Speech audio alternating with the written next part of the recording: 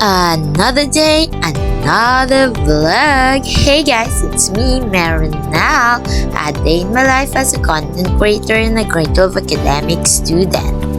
For today's video, so nag-retouch lang ko kag pagkatapos na nagwa na lang ko dayon kay para mahulat na kami sa sagwa samon nga updan. Kagara gintika-tika ko da si Gab-Gab ko panago-nago siya ko nasakon kay maupad na sila samon.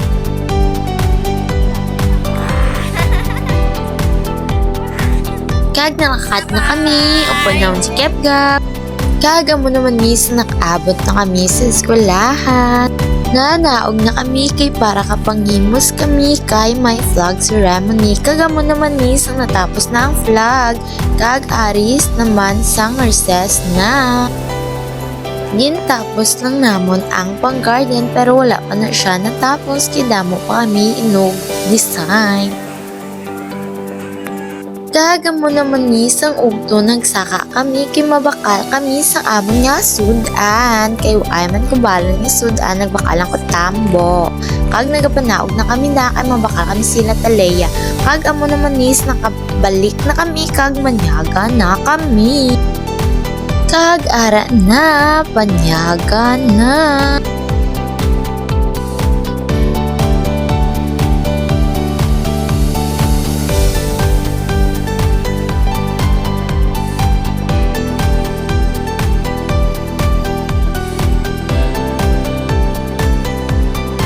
Kag syempre patapos manyaga, ma-retouch naman sila. Walang na left out dahil pati si Nini nag-entra naman retouch. Huy!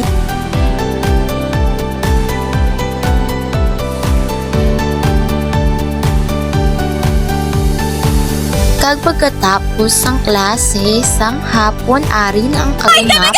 Wala pa!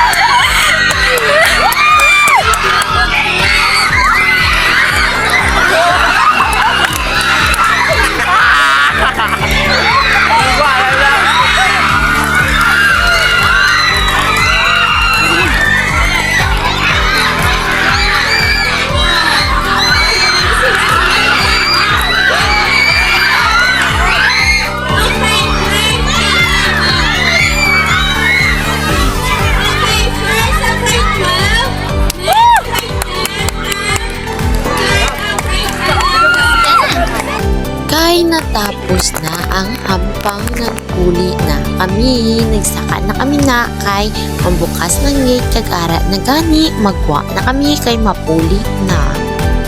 Kag nisugata namon ang ulan ni sa pagkadamol-damol nga grabe ang bagusbos ang hangin nga kakaratiko ang akon payong kundi nagbalik kami kag nagpasilong sa ilan ni Taleya. Ginhulat anay namon nga maghulaw kag amo naman pagpuli kag ara nas nagapapuli kami naglibot kami sa simento. Kag hindi na magkaroon na amo ang ako ni Chura kay nabasa namin sa ulan kag nagasakit na da ang ulo ko. Ay wow, heaven galing video ko yan day. Kagupod ko pa puli ang akong manghud kag si kag Benafe. Kag ginhatag ko akong jacket siya ginpagamit sa manghud ko kay pag-ulan na nampawan sang hilanat. Kag amo na gani inuptan ko sa kagway kami nagsulong sa ulan kay base magkirig na sa. So sa mga gusto gali magpa-shoutout, comment lang kamo da. Add ko lang kamo sa vlog kay is late ako na punta. Kag sa pagkakapoy niya maglibot sa simento pero no choice kalain naman tong dalan sa piya kung dito kami nagkagis daat kay mawanto-wanto naman kami sa dalan kinag-ulan. Balewa ay ni nakaabot sa Olimbo ang simento kay utod lang ni siya. Kag amonis ang lapit na kami sa amon, salamat man gid kay makaabot man gid pero nakaparamoy-poy na ang imo nga tiil. Amo na gani abot sa balay kapoy pungko kag makigan kundi gihuta tapos pagabot sa balay ubra ka pa tapos kapoy-kapoy ka tulugan mo pa ano oras kay brand out na. Kag bugtawan mo balasin ko kay para magimos kag ari na gani kay tamaan ko kawakal nakaabot na kami sa amon nga lugar ara namon nga balay.